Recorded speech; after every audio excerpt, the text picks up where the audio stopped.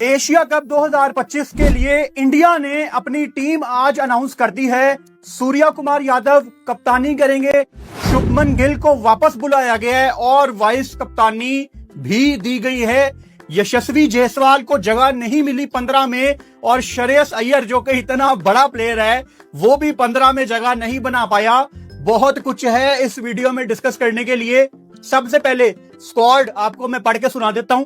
सूर्या कुमार यादव कप्तान, शुभमन गिल वाइस कप्तान, अभिषेक शर्मा, बहुत मजा आने वाला है इनकी बैटिंग देख के, नॉट अगेंस्ट पाकिस्तान, वहां नहीं चलेगा।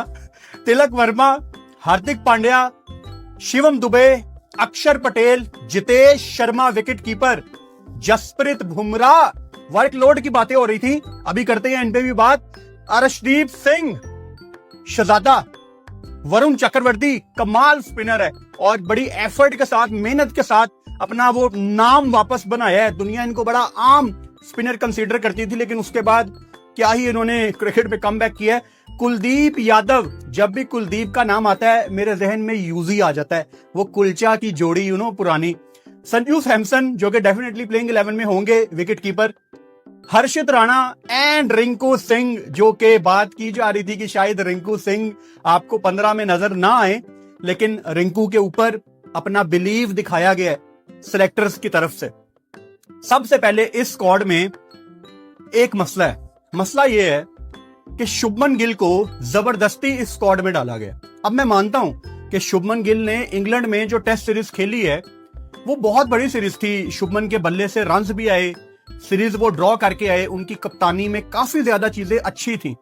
लेकिन T20 में आप यशस्वी जायसवाल को नहीं खिलाएंगे। देखो ये अभिषेक शर्मा वगैरह ना अभी आए हैं, बहुत टैलेंटेड है, लेकिन इंडिया आज से कोई 3-4 साल पहले ना T20 में थोड़ा सा पीछे नजर आता था IPL होने के बावजूद।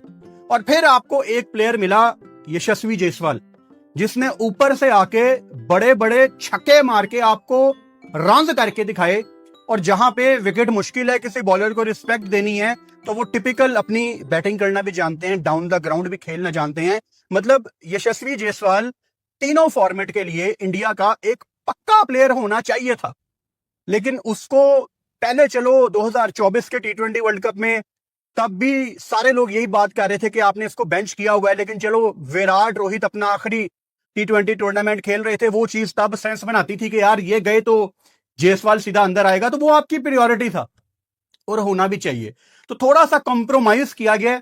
काफी लोगों को ये डिसीजन ठीक भी लगेगा, लेकिन आप मेरे से पूछेंगे तो जायसवाल इस टीम में बनता था। शुभमन गिल को वो टेस्ट की वजह से टीम में भी लाया गया। मैं प्रेस कॉन्फ्रेंस सुन रहा था अजीत अगरकर की, उसमें वो यही कह रहे थे कि हम शुभमन गिल को आगे T20 में भी लीडरशिप के रोल में देखते हैं। ऑन द अदर साइड ये भी बात हो रही थी कि पता नहीं सूर्या कुमार यादव कंप्लीटली फिट हैं कि नहीं, उनको क्या कप्तानी दी जाएगी। इंडिया ने पिछले 1.5-2-2.5 साल में ना अपनी व्हाइट बॉल T20 की बात कर रहा हूं, कप्तानी में बड़े अजीब अजीब से चेंजेस किए हैं। मतलब एक वक्त था जब हमें ये बताया जाता था कि रोहित शर्मा के बाद हार्दिक पांड्या आपके अगले कप्तान है, फिर जीजी आते हैं आपके सर्कल में और एकदम सब कुछ ऐसे बदल जाता है। मतलब वो बंदा वाइस कप्तानी के भी काबिल नहीं रहता। तो इस पे अभी भी मतलब दिमाग नहीं मानता, क्योंकि काफी अरसे से बताया जाता था कि हार्दिक ने आगे जाके भारतीय टीम को लीड करना है। फिर आप किसी छोटे टूर पे जा रहे हैं तो शुभमन को कप्तानी करा दी, तो पता ये लग रहा है बड़ी टीम की कप्तानी कोई और करेगा। फिर हमने ये भी देखा कि इंडिया की T20 टीम किसी और कंट्री में T20 सीरीज खेल रही है। टेस्ट टीम जो मेन टीम है, जायसवाल वगैरह, वो ऑस्ट्रेलिया वगैरह में मौजूद है। इसका मतलब यही होता है ना कि जब मेन टीम आपकी फ्री होगी तो वही लड़के आपकी प्रायोरिटी होंगे। तो जायसवाल के साथ तो इन्होंने धोखा किया सीधा सीधा। जायसवाल T20 टीम से ड्रॉप नहीं बनता था। आई डोंट केयर आपने किसको अंदर करना था, किसको बाहर करना था। दूसरा नाम श्रेयस अय्यर, जिन्होंने पंजाब की किस्मत बदल दी इस सीजन में। काश वो टाइटल जीतते, लेकिन जैसी क्रिकेट श्रेयस अय्यर खेलता है, धड़ल्ले के साथ जैसे वो फ्रंट से लीड करता है और रख रख के जैसे वो छक्के चौके लगाने का स्किल रखता है।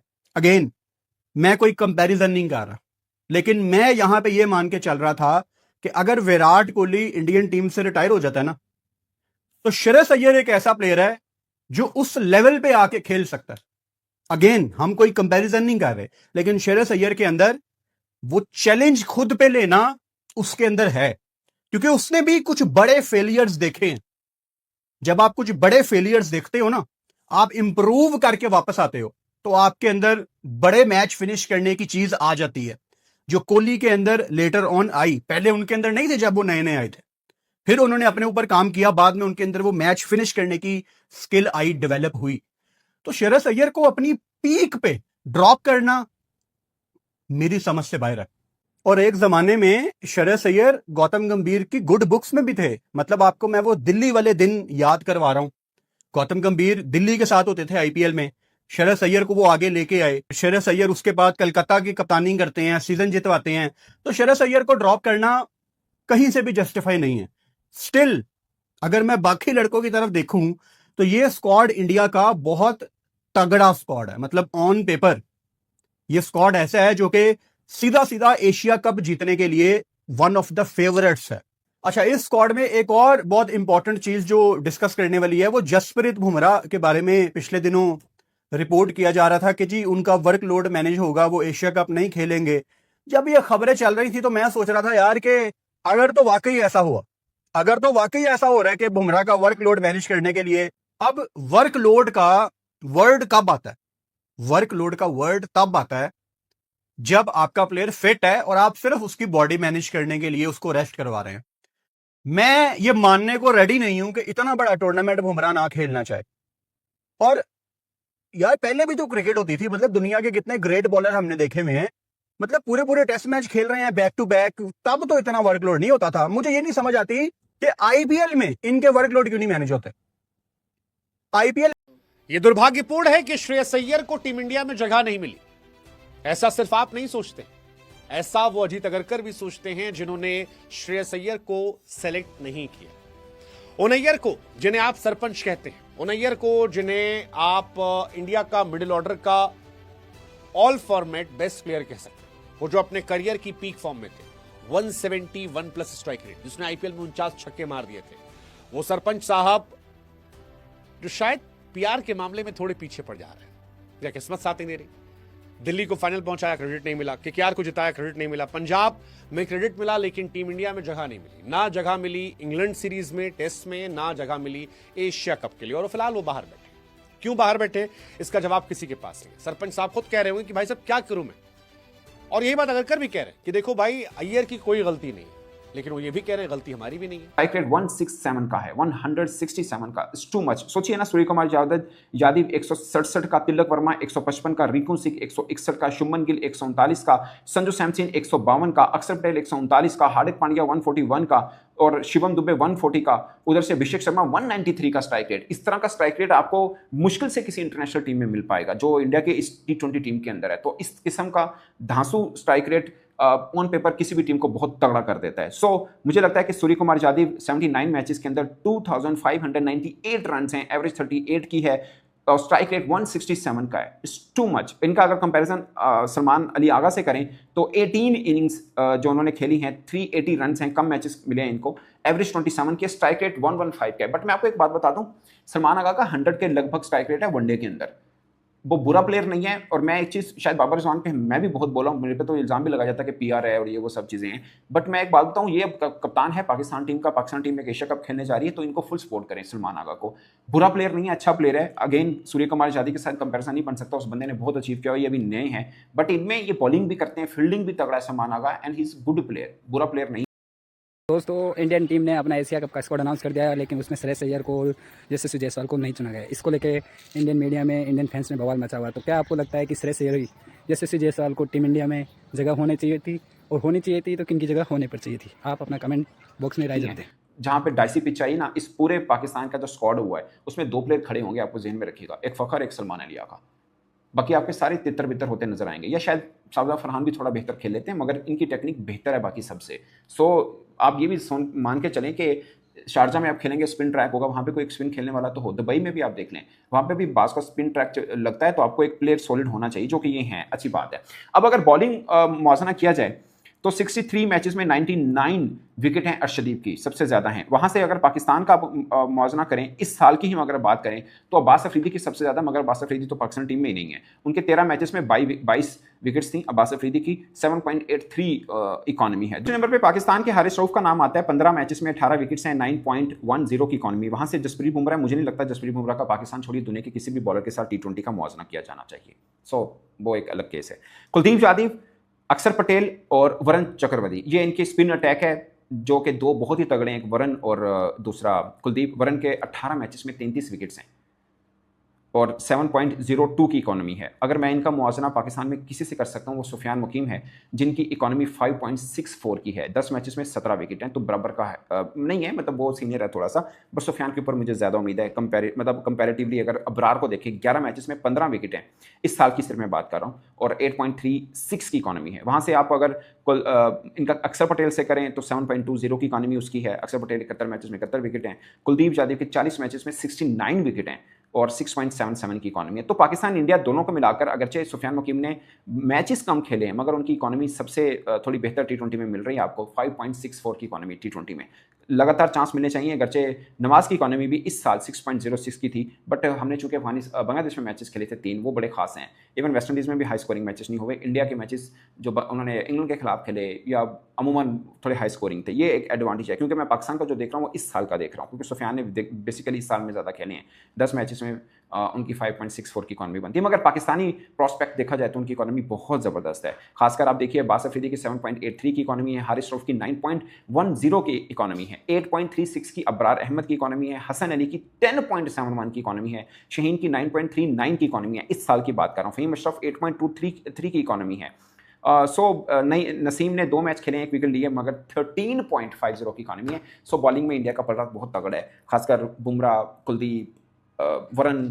अगरचे पाकिस्तान के खिलाफ 2021 में खेले थे, उसके बाद ड्रॉप भी हुए थे, अच्छा नहीं खेल पाए, मगर अब वो अच्छी फॉर्म के अंदर है। और शदीब अगेन T20 स्पेशली, फिर पांड्या। सो एक डेकोरेटेड टीम है। ऑन पेपर मुझे लगता है कि इंडिया का पलड़ा पाकिस्तान से बहुत भारी है, मगर ऐसा नहीं है कि पाकिस्तान उनको हरा नहीं सकता, बट कम चांसेस ज़रूर हैं। और कम चांसेस इसलिए हैं कि पाकिस्तान का कोई 1-2 बैट्समैन, 1-2 बॉलर भी एक्स्ट्रा ऑर्डिनरी खेल जाएं, और शर्त ये भी है फिर इंडिया अपने कैपेसिटी से बहुत बुरा खेले तब जाके। अदरवाइज ऑन पेपर श्रीलंका से भी बेहतर है इंडिया का ये स्क्वाड, अफगानिस्तान से भी बेहतर है, पाकिस्तान से भी बेहतर है, मगर इनका स्पिन डिपार्टमेंट तगड़ा है, और इनके स्पिन डिपार्टमेंट को कुछ टक्कर दे सकता है तो वो अफगानिस्तान का है, बट ओवरऑल फिर वो मार खा जाते हैं पूरी की पूरी टीम को तोला जाए तो। खैर, ऑन पेपर इंडिया फेवरेट, इसमें कोई शक नहीं है, मगर फॉर्म, प्रेशर, अब विदाउट विराट कोहली, रोहित शर्मा खेल रहे हैं, वो दबाव उनके बल्लेबाज कितना सह सकते हैं, ये सब चीज़ें बहुत मैटर करेंगी। So time will tell who is the real winner, but on paper India is far ahead to Pakistan. अब अपनी राय कमेंट के सूत्र जरूर आएगा। मेरी तरफ से इतना ही, इजाजत दीजिए, अल्लाह हाफिज़।